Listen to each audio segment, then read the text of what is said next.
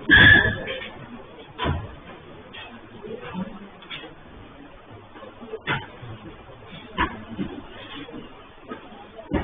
सब लोग ने फर्स्ट लाइन देखो कोई डाउट है और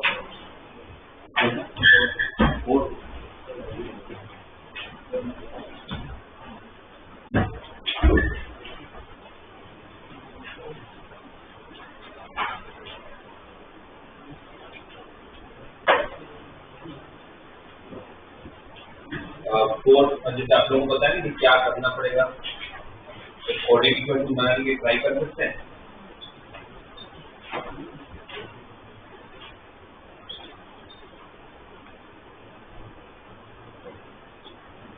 और इसका मुझे लग रहा है क्वालिटी हम बना ही नहीं पाएंगे, इसलिए नहीं बना पाएंगे तो इसमें दो अलग अलग एक्सपोनेंशियल टर्म, एक्सपीरियंस स्टेप का भी टर्म और एक्सक्लूडेड स्टेप का भी टर्म, फोर स्टेप का टर्म ट्राई करते हैं एक बार। फोर स्टेप को कुछ करने की जरूरत नहीं है, इसको छोड़ दो और इसको क्या लिखोगे,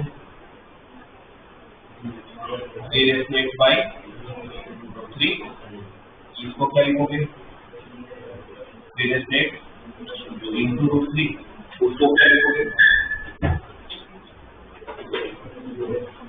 2x मतलब कितना होता है 4x और 2 मतलब डिवाइड बाई 2। फिर नेक्स्ट स्टेप क्या होना चाहिए, तो सेम जैसे टर्म उसको साथ लिया जाए, इन दोनों का साथ ले लेते हैं, क्या कॉमन क्या रहेगा 3 प्लस इन दोनों का साथ ले लेते हैं, क्या कॉमन 4x तो क्या बचेगा 1 प्लस 1/2, करेक्ट।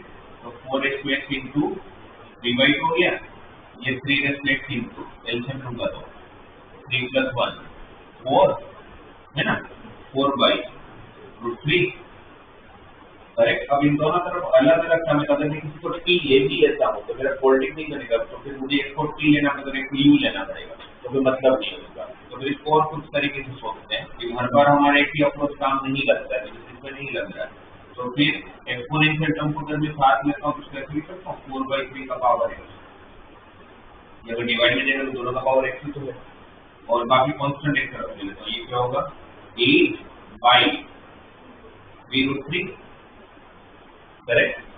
अब अगर मुझे x फाइंड करना तो मेरे पास एक ही ऑप्शन है, वो ये ऑप्शन है कि यहाँ पर भी बेस में मुझे 4/3 मिल जाए, क्योंकि अगर दोनों तरफ बेस सेम होगा तो पावर को इक्वेट कर पाऊँ, क्योंकि क्वाड्रेटिक नहीं बन रहा है और कुछ सोल्व करने का तरीका है नहीं, तब एक ही ऑप्शन बचता है कि भाई यहाँ पर भी कुछ भी करके 4/3 बेस में लेके आ जाओ। 3√3 मतलब 3 का कितना पावर है 3/2, 3√3 मतलब 3 का कितना पावर, और 8 का 4 का पावर 3/2 ही होता है, 4 का पावर 3/2, 4 का पावर 3/2 का मतलब क्या हो गया, 4 का पावर 1/2 क्या होता है 2, 2 का क्यूब क्या होता है 8, तो 8 भी हो गया आपका 4 का पावर 3/2 और 3√3 भी हो गया 3 का पावर 3/2, दोनों का पावर 3/2, तो बेस से में पावर को इक्वेट करने में डायरेक्टली इक्वल, इसमें क्वाड्रेटिक नहीं कर पाएंगे तो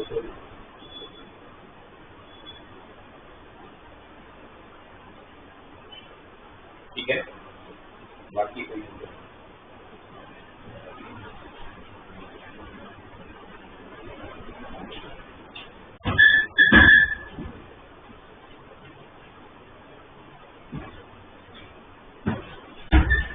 देखो और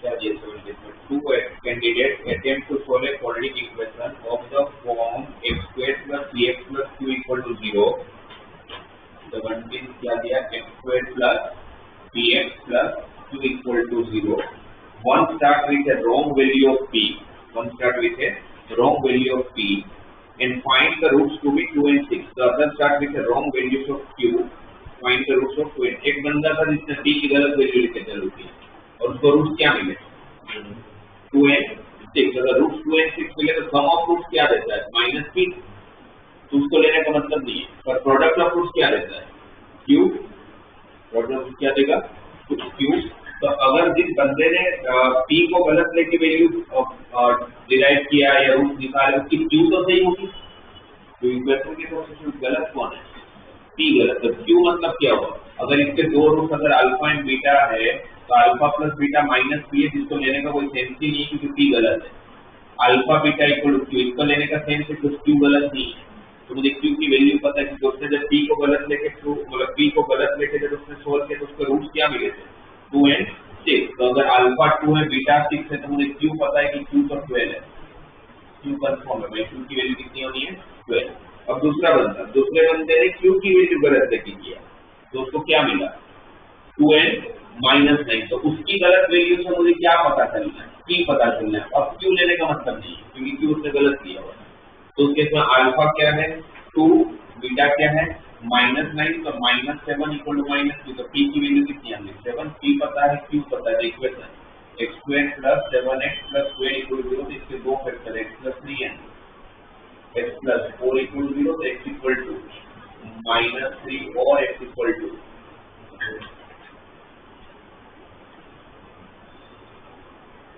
ठीक है।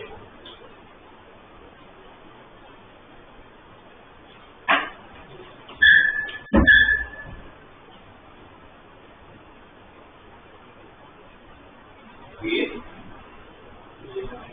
11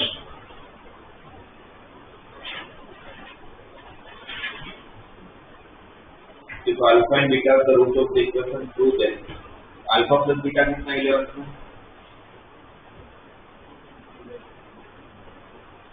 ax² - bx + b equal to आपका इक्वेशन है और इसके दो रूट अगर अल्फा और बीटा है then what is alpha plus beta? Minus minus plus b by what is product of roots? वो भी सेम b बाई। आपको जो प्रूव करना है वो देखते हैं। उसका लेफ्ट हैंड साइड ले लेते हैं। Root of alpha by beta plus root of beta by alpha minus root beta by LCM लोगे तो root alpha into root alpha, alpha plus beta by root alpha beta minus root beta by root b by alpha plus beta कितना है? B by है। Alpha beta भी कितना है? B by है। तो बी बाई है बाई रूट बी बाई क्या बचेगा? रूट बी बाई है और यहाँ पर अलग से माइनस रूट बी बाई है। तो सब कुछ सम of root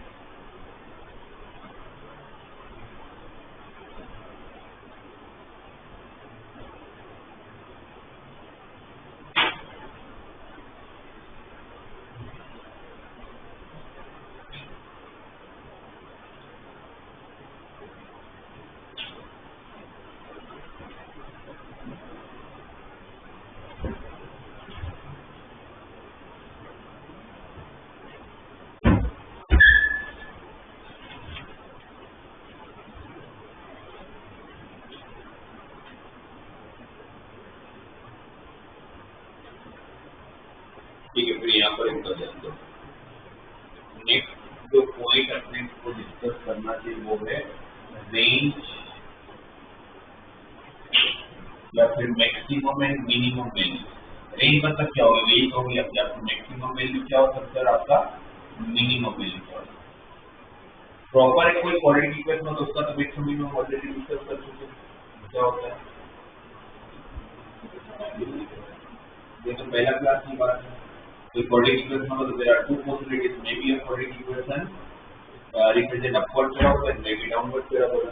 In both the cases your vertex is same minus d by 2a comma तो minus d by 4a right और यहाँ पर भी minus d by 2a comma minus d by 4। तो अगर नॉर्मल कोई quadratic equation है first अगर इसमें अलग अलग वेराइटी से डिस्कस करें, अगर मुझे ax² + bx + c directly quadratic equation दे दिया जाए तो सर इसकी रेंज फाइंड करके दो। आप सबसे पहले ए चेक कर लो, ए पॉजिटिव है तो अपवर्ड बेटा बोला तो उसकी मैक्सिमम वैल्यू कहाँ लग जाएगी, इनफाइनाइट तक मिनिमम वैल्यू कौन होगी, -d/4 है। अगर ए नेगेटिव हुआ तो डाउनवर्ड बेटा बोला तो वही -d/4 है, minimum value sorry maximum value होगा और मिनिमम वैल्यू माइनस इनफाइनाइट होगा।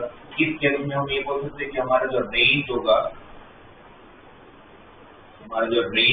वो -d/4a से लेके इनफाइनाइट तक जाएगा। और इस वाले केस में माइनस इनफाइनाइट से लेके -d/4a तक नहीं, पर इनफाइनाइट होगा वैसे भी इंक्लूड नहीं किया तो ओपन ब्रैकेट में देंगे। ठीक है, राइट।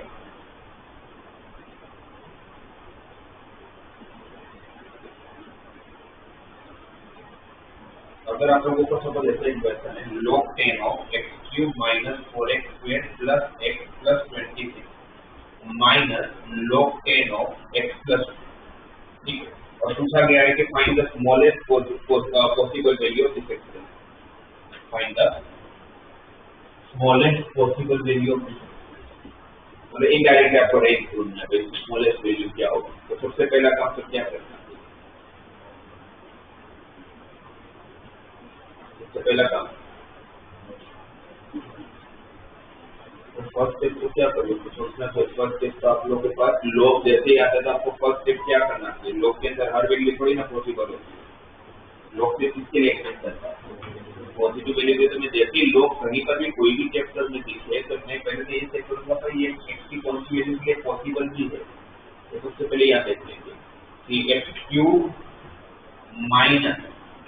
4x² + है -26 को क्या होना पड़ेगा, ग्रेटर देन 0 है ना। और साथ में भी x + 2 को भी क्या होना पड़ेगा, ग्रेटर देन 0, क्योंकि log 6 कौन सी वैल्यू के लिए पॉसिबल होता है, उसके डोमेन के हिसाब से log 6 किसके लिए होगा, पॉजिटिव वैल्यू के लिए होगा, करेक्ट।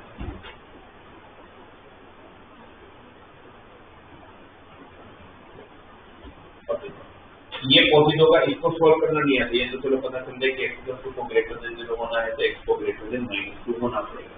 अभी तो हम सिर्फ डोमेन की बात कर रहे हैं। अच्छा, रेंज किस पे डिपेंड करेगा, मेरा आउटपुट होने से किस पे डिपेंड करेगा, इनपुट। इनपुट मतलब कौन, इनपुट मतलब कौन, डोमेन, और आउटपुट भी रेंज। तो अगर आपको आउटपुट पता करना जहां पर रिस्ट्रिक्शन है, जैसे नॉर्मल फंक्शन रिस्ट्रिक्शन नहीं होता, अगर कोई कोऑर्डिनेट इक्वेशन दे दे मुझे तो मेरे को कोई रिस्ट्रिक्शन नहीं, मैं जो चाहे वो डाल सकता हूं, पर लोग ना जो चाहे वो नहीं डाल सकते। अब इसको -3 डालने जाओगे तो एक्सेप्ट ही नहीं करेगा आपकी वैल्यू, क्योंकि -3 डालते ही नेगेटिव चला जाएगा।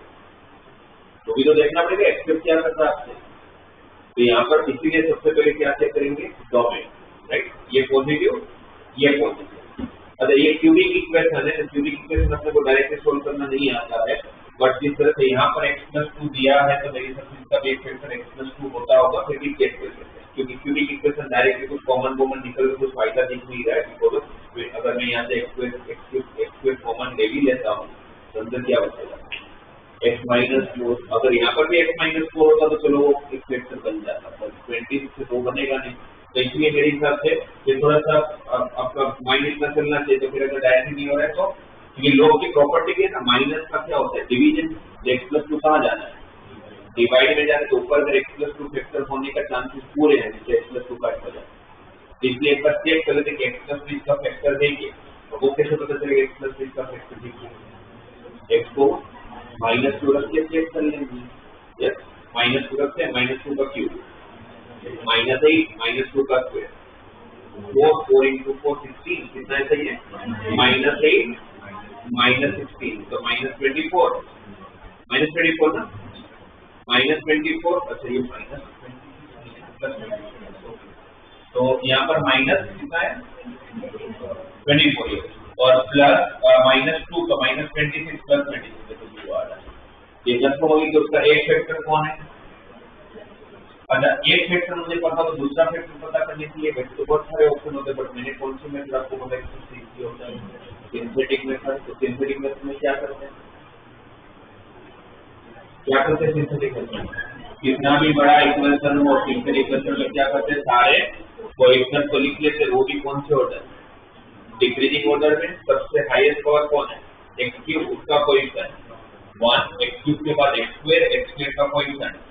अच्छा एक्स स्क्वायर नहीं होता तो क्या करते हैं, तो 0 लेते लेना सबका। फिर एक्स स्क्वायर के बाद एक्स उसका कोएफिशिएंट 1 और लास्ट में कांस्टेंट 26। कांस्टेंट क्या आ गया 26। अब इसका फैक्टर कौन है, x इक्वल टू -2। फिर first number 3 always 0, first number 3 always क्या लेते हैं 0। ये मेथड पूरा याद होना चाहिए आपको। फिर ऐड करते हैं, जो भी रिजल्ट आता है उसको इसके साथ मल्टीप्लाई, वापस ऐड किया, वापस जो भी रिजल्ट है इसके साथ मल्टीप्लाई, वापस ऐड किया, वापस मल्टीप्लाई, और लास्ट में कंफर्म है कि क्या मिलेगा। अगर नहीं मिला तो आपकी मिस्टेक है, तो होगा ही नहीं तो ना मिलेगा। तो क्योंकि ये रिमाइंडर, अगर ये उसका फैक्टर है तो लास्ट में रिमाइंडर नहीं बचना चाहिए, है ना, तभी तो उसका फैक्टर है। इसलिए लास्ट में 0 मिलेगा ही मिलेगा। अगर नहीं मिलता है तो एक बार चेक कर लेने का कि भाई कोई गलती तो नहीं है, और आपको गलती मिल जाएगी। तो यहाँ पर दूसरा फैक्टर क्या होगा, एक्स स्क्वायर -6x। अच्छा एक्स स्क्वायर के साथ क्या है, एक्स क्यूब का कोएफिशिएंट, तो एक फैक्टर तो निकाल सकते हो, ये किसका कोएफिशिएंट होगा, उसके बाद x का होगा, उसके बाद कांस्टेंट होगा, करेक्ट। और इसको ग्रेटर देन 0 होना चाहिए, राइट। और ये कंफर्म है कि ग्रेटर देन 0 होगा। कैसे, क्योंकि x प्लस 2 कैसी वैल्यू है, पॉजिटिव, ये ऑलरेडी पॉजिटिव है और ये हमेशा पॉजिटिव है। कैसे पता मुझे हमेशा पॉजिटिव है, अब एक खुद से रख लो कि हमेशा पॉजिटिव, क्योंकि इसका a पॉजिटिव और इसका d नेगेटिव है। इसका a1 है जो पॉजिटिव, इसका डिस्क्रिमिनेंट b स्क्वायर -4ac + 52 जो नेगेटिव में जा रहा है। तो कंफर्म है कि ये भी पॉजिटिव, ये भी पॉजिटिव, पूरा आंसर पॉजिटिव हो जाएगा। तो मतलब पूरे फंक्शन का डोमेन क्या हो गया, x ग्रेटर देन माइनस। ठीक है, डोमेन क्या मिला आपको, x की वैल्यू -2 से बड़ी होनी चाहिए, उसका डोमेन मिला। अभी तो आपको तो स्मॉलेस्ट पॉसिबल वैल्यू चाहिए था, आपको रेंज चाहिए। तो अभी बस मुझे पता चल गया कि इसका जो डोमेन होगा वो होगा -इनफाइनाइट से लेके -2 से लेके इनफाइनाइट। डोमेन समझ आ गया, राइट। क्या कंसेप्ट लगाया पहले, भाई डोमेन इसका लोग का पॉजिटिव होना चाहिए। तो हमें ये पता चल गया कि x belongs to -2 to infinite. अब हम रेंज पे आते हैं, रेंज के लिए सोल्व कर लेते हैं। y इक्वल टू लोग की प्रॉपर्टी के हिसाब से माइनस का क्या होगा, डिवीजन, क्या आएगा factor, x + 2 into x square -6x + 13 divided by x square x + 2 तो कैंसल। पूरा फंक्शन की वैल्यू जो होगी वो सिर्फ किस पे डिपेंड कर रहा है, एक्स स्क्वायर -6x + 13 पे। लोग का बेस क्या है, तो कैसा फंक्शन, इंक्रीजिंग और डिक्रीजिंग। लोग का बेस अगर 10 है तो इंक्रीजिंग फंक्शन होगा कि डिक्रीजिंग फंक्शन होगा, डिक्रीजिंग का होता है जब बेस 0 से 1 के बीच होगा, वो इंक्रीजिंग फंक्शन। डोमेन बढ़ेगा तो x की मिनिमम वैल्यू क्या है, x की मिनिमम वैल्यू क्या है, -2। पर x होने से किससे बड़ा होना है, तो -2 जैसे इसका डोमेन बढ़ाता जाएगा वैसे इसका आंसर भी तो बढ़ते जाएगा। सबसे छोटी वैल्यू फंक्शन कहाँ देगा, -2 पे। छोटी वैल्यू कहाँ देने वाला है, -2 पर। वो कैसे पता चला मुझे, क्योंकि मुझे ये पता था कि लोग इस केस में कैसा फंक्शन बनेगा, इंक्रीजिंग फंक्शन बनेगा, क्योंकि उसका बेस 1 से बड़ा है। तो मिनिमम वैल्यू y मिनिमम कहाँ देगा, x इक्वल टू -2। x को -2 अगर रख ले यहाँ पर तो आपका आंसर क्या हो जाएगा, -2 का स्क्वायर, और यहाँ पर -2 रखा तो -12 + 13, करेक्ट। ठीक है ना, तो log 10 ऑफ कितना हो रहा है 29। इसकी मिनिमम वैल्यू कितनी होगी, log 10 ऑफ 29। और पूरा रेंज अगर पूछा जाए तो क्या बोलूंगा मैं, log 10 ऑफ 29, जिसका इंक्लूड नहीं कर सकते क्योंकि x इक्वल टू -2 भी इंक्लूड नहीं हो रहा है। से बड़ा होगा और कहाँ तक जाएगा, तो इंक्रीजिंग फंक्शन है, फिर x बढ़ाते जाओगे वैल्यू बढ़ती जाएगी, x इंफाइनाइट तक जाएगा तो आंसर भी इंफाइनाइट तक पहुंच जाएगा। तो रेंज एक ऐसा पार्ट है मैथमेटिक्स का जिसकी कोई पर्टिकुलर मेथड हो ही नहीं सकता। फंक्शन चेंज होगा, उसको सोचने का तरीका भी चेंज।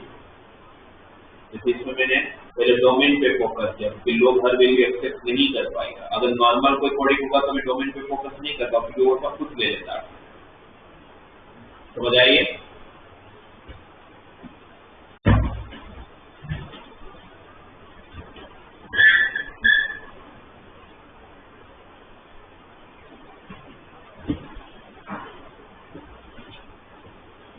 सेकंड पार्ट है रेशनल फंक्शन। रेशनल फंक्शंस का डोमेन कैसे निकाला जाएगा। जैसे ये पहले भी हो चुका है, जो आप लोग स्कूल में बताए थे कि अगर मुझे y दे दिया जाए या फंक्शन दे दिया जाए, मुझे बोला जाए कि 2x + 3 अपॉन x - 4 का रेंज फाइंड करके दो। 2x + 3 अपॉन x - 4 का रेंज फाइंड करके दो। कैसे मैंने मेथड क्या सिखाया आपको पहले, क्या करना चाहिए। तो इसमें जो डोमेन है आप लोगों का x, वो क्या होगा, इस फंक्शन का domain all the real value except 4, क्योंकि 4 लेने जाओगे तो आपका डिनोमिनेटर 0 देकर जो पॉसिबल नहीं है, राइट। तो फिर इसका रेंज कैसे फाइंड करो, क्योंकि x तो खुद ही ले रहा है, 4 छोड़ दो बस, बाकी तो सब कुछ एक्सेप्ट कर रहा है। इसका रेंज कैसे निकाला जाए, क्या बताया था इसको,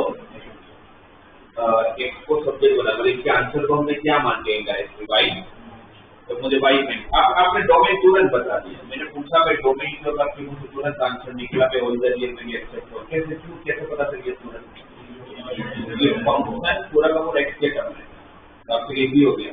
अब रेंज ढूंढना है तो आपको क्या ढूंढना है, y, तो आपका फंक्शन किसके टर्म में होना है, तो सब्जेक्ट किसको बनाएंगे, x को। बस सिंपल, इसको क्रॉस मल्टीप्लाई करते हैं, क्या हो जाएगा, xy - 4y = 2x + 3, 2x को फिक्स करते हैं, x कॉमन निकल जाएगा, क्या बचेगा y - 2, क्या रहेगा 4y + 3, तो x कितना आ गया 4y + 3 upon y - 2, 4y + 3 upon y - 2। अब इसका रेंज क्या होगा, ऑल द रियल वैल्यू, तुरंत पता चल गया क्योंकि क्वेश्चन पे y के टर्म्स में आंसर मुझे पता चल गया y क्या होगा क्या नहीं होगा, ठीक है। और ये एक रेशनल फंक्शन में पार्ट हुआ जिसमें ऊपर भी लीनियर था, नीचे भी लीनियर था। अब इसके अंदर सेकंड केस ऐसा लेते हैं कि जिसके अंदर दोनों क्वाड्रेटिक हो, या तो फिर एक क्वाड्रेटिक हो और एक रियल, सॉरी एक लीनियर हो। जैसे दिया है कि f(x) is equal to x + 2 upon x² + 3x + 6। तो बोला कि इसका रेंज फाइंड करके दो। वापस प्रॉब्लम वही है, तो आंसर कुछ आता होगा, पता नहीं क्या आता होगा, तो इक्वल टू y ले लेते हैं। इसको सब्जेक्ट बनाने की ट्राई करेंगे, x को जैसे वहां बनाते थे, है ना, फंक्शन y के टर्म आने के लिए सब्जेक्ट इसको बनाना पड़ेगा। x को क्रॉस मल्टीप्लाई करते हैं, x + 2 = x² प्लस, अरे इसका डोमेन क्या होगा आप लोग के हिसाब से पहले, एनी रियल वैल्यू, जैसे डिनोमिनेटर 0 हो गया तो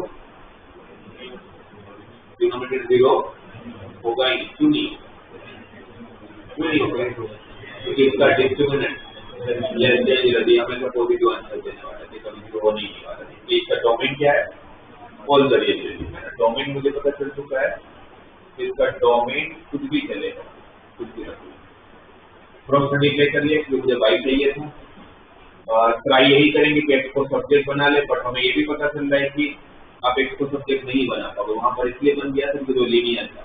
अब यहाँ पर तो कैसा फंक्शन है, क्वाड्रेटिक, तो यहाँ पर वे ऑफ थिंकिंग बदल जाएगा। कैसे, क्योंकि मैं x को सब्जेक्ट नहीं बना पा रहा, तो अब मैं क्या करूंगा, इसको साथ में लूंगा तो क्या कॉमन है, x क्या बच रहा, 3y - 1, फिर क्या रहा 6y - 2। तो क्वाड्रेटिक इक्वेशन, इस क्वाड्रेटिक इक्वेशन के रूट्स, मतलब x की वैल्यू कैसी है, रियल नंबर। ये कंफर्म है कि x कैसी वैल्यू होने वाली है, रियल, इसमें कि इसके रूट्स कैसे हैं, रियल। किसी भी क्वाड्रेटिक इक्वेशन के रूट्स रियल कब होते हैं, जब उसका discriminant greater than equal to 0। Correct, मुझे पता है कि ये इसके जो रूट्स होंगे क्वाड्रेटिक इक्वेशन तो रियल है, क्योंकि डोमेन इसका रियल है। डोमेन मतलब क्या, ऐसी तो है, अगर इसके रियल सॉल्यूशन है इट मींस इस क्वाड्रेटिक इक्वेशन का डिस्क्रिमिनेंट को क्या होना पड़ता होगा, ग्रेटर देन इक्वल टू 0।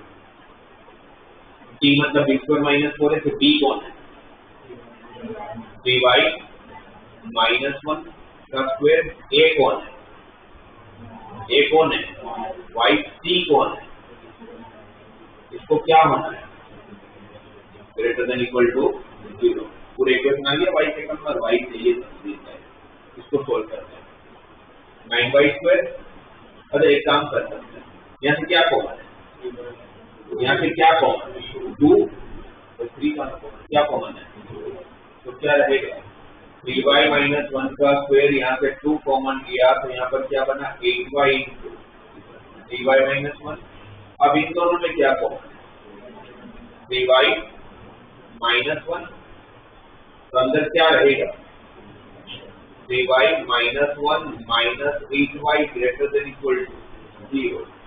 क्या हुआ ये 3y - 1 और ये क्या बना -5y - 1 greater than equal to 0। वापस यहाँ से क्या कॉमन है, माइनस, और जो माइनस कॉमन है वो उसको हटा दूंगा तो ग्रेटर देन का लेस देन, क्या हो गया यहाँ पर 3y - 1 × 5y + 1 को क्या होना पड़ेगा, लेस देन इक्वल टू 0। अब किसकी है क्लियर, किससे लोग वेरी करना चाहिए, लोग तो दो रूट कौन है, एक -1/5 और एक 1/3। 1/3 से बड़ी वैल्यू 1 रखा तो ये भी पॉजिटिव, ये भी पॉजिटिव, तो ये प्लस तो बाजू में माइनस, उसके बाजू में प्लस। आपको क्या चाहिए, लेस देन इक्वल टू 0, तो कौन सा पार्ट, माइनस वाला। और ये किसके इक्वल है, भले नंबर लाइन किसका है, y का नंबर लाइन किसका है, तो रेंज भी किसकी मिल रही है, y की। y तो सुनना तो मेरा रेंज क्या आ गया -1/5 से लेके इंक्लूडिंग शेयर को इक्वल टू 0। तो ये रेंज आ गया भाई। मतलब इस फंक्शन में आप कुछ भी कर ले, इसको जो रखना है रख लो, इसका आंसर कभी भी 1/3 से बड़ा नहीं होगा और ना कभी -1/5 से छोटा होगा। तो यार इक्वेशन क्या प्रोसेस के अंदर दोनों लीनियर था तो सिंपल हो गया, देखो एक को डायरेक्ट सब्जेक्ट बना लिया, इसमें नहीं बना पाऊंगा तो क्वाड्रेटिक बनता है। तो एक पॉसिबिलिटी क्या था, एक साइड दोनों लीनियर, एक साइड क्या था एक लीनियर दूसरा क्वाड्रेटिक। अब लास्ट और एक क्या पॉसिबिलिटी बनती है, दोनों क्वाड्रेटिक लीनियर हो गए, एक लीनियर क्वाड्रेटिक हो गया। अब नेक्स्ट वाला लेते हैं कि जिसमें अंदर दोनों ही क्वाड्रेटिक हो।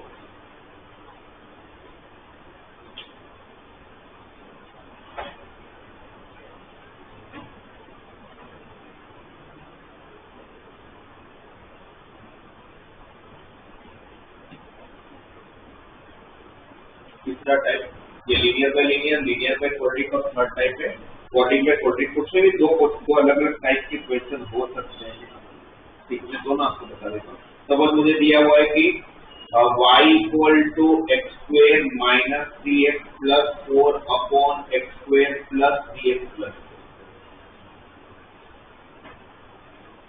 x² - 3x + 4 upon x² + 3x + 4। ठीक है, एक मेथड तो हुई कि मैं क्रॉस मल्टीप्लाई कर लूंगा, क्रॉस मल्टीप्लाई करने से क्या हो जाएगा x² + 3xy + 4y = x² - 3x + 4। तो कोशिश करते हैं क्या कॉमन दोनों है, x² क्या रहेगा y - 1 क्या रहेगा y - 1, और फिर यहाँ से इसको साथ में लूंगा तो क्या कॉमन 3x, तो क्या रहेगा y + 1, और बाकी कांस्टेंट में क्या बच गया 4y - 4 + 4 कॉमन, तो y - 1 = ठीक है। अब इसका भी डोमेन क्या है, तो डोमेन क्या है, ऑल रियल वैल्यू। तो मुझे पता चले कि x की जो वैल्यू वो रियल नंबर है, मतलब इसकी डायरेक्टली क्वाड्रेटिक इक्वेशन के रूट रियल है, तो वापस discriminant greater than equal to 0 होना पड़ेगा। लीनियर बाय क्वाड्रेटिक हो तो भी फाइनली बनना क्वाड्रेटिक ही है, क्वाड्रेटिक बाय क्वाड्रेटिक हो तो भी फाइनली बनना क्वाड्रेटिक ही। तो कंसेप्ट वही लगने वाला है कि भाई x रियल है तो डिस्क्रिमिनेंट को ग्रेटर देन इक्वल टू 0 होना पड़ता होगा। b² - 4ac तो 9 into y plus 1 का whole square minus 4 into y minus 1 into 4 into y minus 1, यहाँ पर 16 कर लेता हूँ, यहाँ पर y minus 1 का स्क्वायर कर लेता हूँ, और इसको क्या होना है, ग्रेटर देन इक्वल टू 0।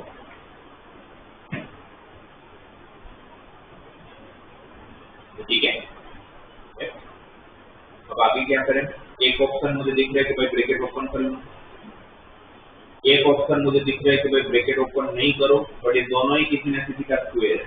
इस पूरे कैसे लिख सकता हूँ, 3 टाइम y plus 1 का होल स्क्वायर। भाई 9 को भी तो 3 का स्क्वायर लिखा जा सकता है, और 16 को 4 का स्क्वायर। ऐसे लिखने से क्या हो गया भाई, यहाँ पर directly a square minus b square की आइडेंटिटी में लगा सकता हूँ ना, तो मुझे ब्रैकेट ओपन करने की जरूरत नहीं है। मैं ऐसा नहीं करूँ तो ब्रैकेट ओपन करोगे तो नहीं होगा, बट जल्दी हो जाएगी यहाँ पर। तो a plus a square minus b square के दो फैक्टर, a प्लस b, और तो a प्लस b करोगे तो 3y plus 4y 7y plus 3 minus 4 minus 1, और फिर a minus b 3y plus 3 में से अगर 4y माइनस 4 को माइनस कर दो, 3y माइनस 4y पहले तो माइनस y प्लस 3 माइनस 4, बोला माइनस माइनस प्लस 4 7 है ना, a प्लस b और a माइनस b करके। नंबर लाइन पे कौन से दो नंबर, नंबर लाइन पे कौन से दो नंबर, एक 1/7 और एक 7। 7 से बड़ी वैल्यू रखी आपने तो वो ईट रखा, ईट रखते ये तो पॉजिटिव जाएगा और ये नेगेटिव चला जाएगा, तो पूरा आंसर माइनस प्लस माइनस। आपको क्या चाहिए, ग्रेटर देन इक्वल टू 0, ये वाला आंसर हो जाएगा। यहाँ पर रेंज क्या हो जाएगा, y बिलोंग्स टू 1/7 से लेके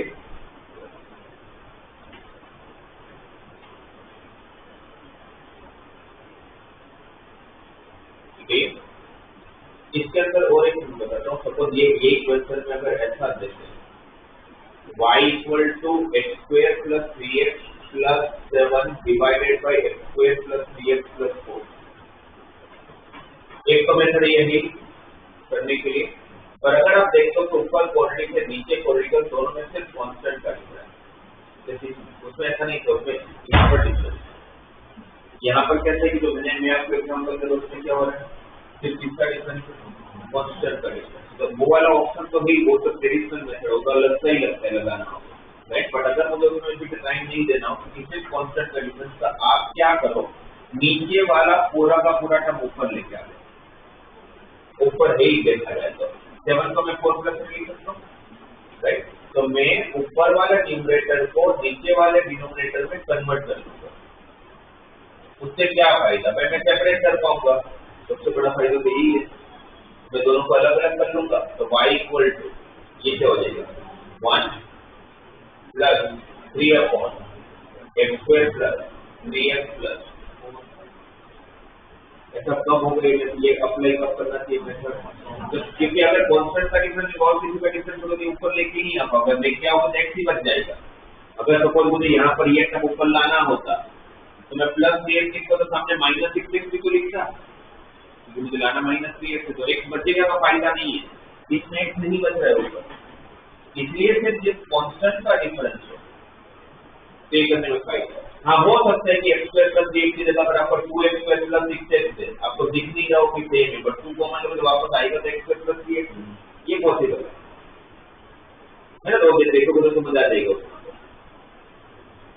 अब इसका फायदा क्या, मुझे वो क्रॉस मल्टीप्लाई की जरूरत नहीं, क्यों, बिकॉज इस पूरे का रेंज सिर्फ और सिर्फ देखा जाए तो इसी पे डिपेंड करता है, ये जब मिनिमम होगा तो पूरा आंसर मैक्सिमम होगा, क्योंकि डिनोमिनेटर में डिनोमिनेटर की वैल्यू जितनी छोटी उतना आंसर आपका बड़ा, और जब ये मैक्सिमम होगा तो आपका आंसर मिनिमम होगा। इसकी मैक्सिमम वैल्यू कैसे, कौन सा ग्राफ है? पैराबोला तो नहीं, पर पैराबोला में कौन सा अपवर्ड या डाउनवर्ड?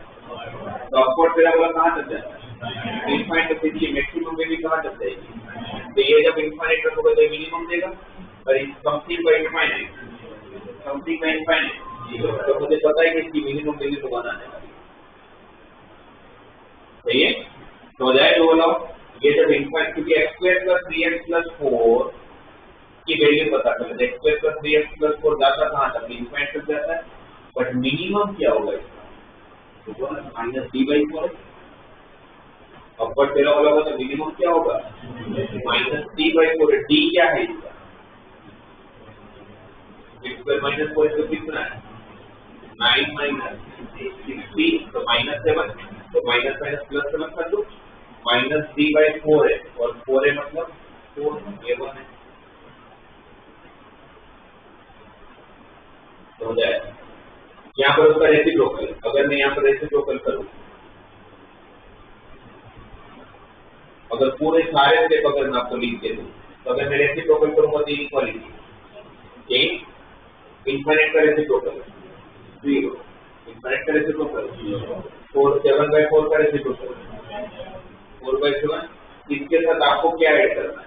यदि इसके पहले तो 3 से मल्टीप्लाई करना है, तो 3 से मल्टीप्लाई करूँगा, यहाँ कोई फर्क नहीं पड़ेगा, बट यहाँ पर 12/7 आ जाएगा। ये किसका रेंज है? उसमें क्या ऐड करना है? +1, तो 1 यहाँ पर भी ऐड करोगे, तो 1 यहाँ ऐड करोगे, तो 19/7 और 1 + 3/x square plus 3x plus 4, और यहाँ पर 1 ऐड करोगे तो 1 हो जाएगा। इसका रेंज कहाँ से चालू हो रहा है? 1 से, जिससे 1 को इंक्लूड, क्योंकि इक्वल टू 1 सब होगा, तब ये इक्वल टू इनफाइनाइट होगा, इक्वल टू इनफाइनाइट हमें थोड़ी पता, इसलिए 1 इंक्लूड नहीं होगा, बट 19/7 इंक्लूड होगा। इसमें मुझे क्रॉस मल्टीप्लाई की जरूरत नहीं पड़ी, क्योंकि सिर्फ कांस्टेंट का डिफरेंस था, और मुझे नॉर्मल क्वाड्रेटिक इक्वेशन का रेंज पता है। तो ये 3-4 अलग-अलग टाइप के वैरायटीज ऑफ क्वेश्चन हो सकते हैं, आपको रेंज टाइटल रेंज करके